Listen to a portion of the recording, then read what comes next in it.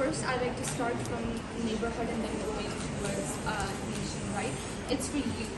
Promoting the cultural diversity, unity, tolerance and peace. And I can do this by using a very interactive event, which is festivals. We all like to go to festivals and interact with people.